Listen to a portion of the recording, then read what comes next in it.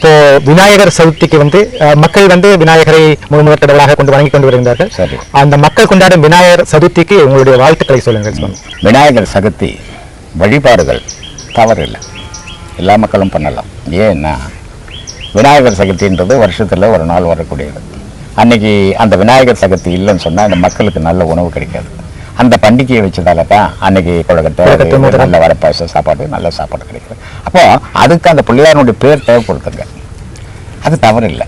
ஆனால் இந்த பிள்ளையாருன்ற ஒரு 50 ரூபாய் கொடுத்து ஒரு சிலையை வாங்கி வந்து வச்சு, ஒரு 20 ரூபாய் கொடுத்து ஒரு உடையை வந்து வச்சு எல்லாம் செய்து அங்கே போட்டுட்டு சும்மா 2 வார்த்தை ஏதோ உழுந்து கும்பிட்டுட்டு சாப்பிட்டு அப்படி இருக்கக்கூடாது.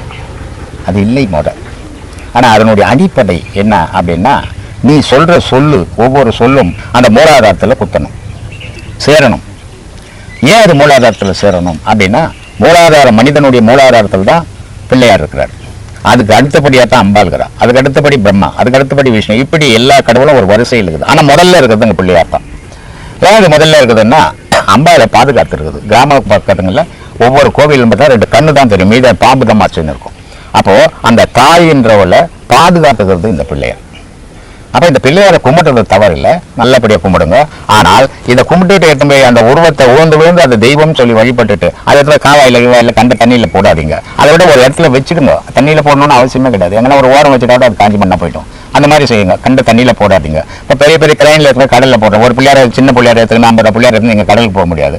அதனால அந்த பாழாப்பான கெட்ட தண்ணியில் போடாமல், ஏன்னா அதை நல்ல பொருள்னு நீங்கள் வழிபட்டீங்க, அதை நல்ல இடத்துலயே வச்சுட்டீங்கன்னா அது தானாகவே காஞ்சி மண்ணாய் போடும்.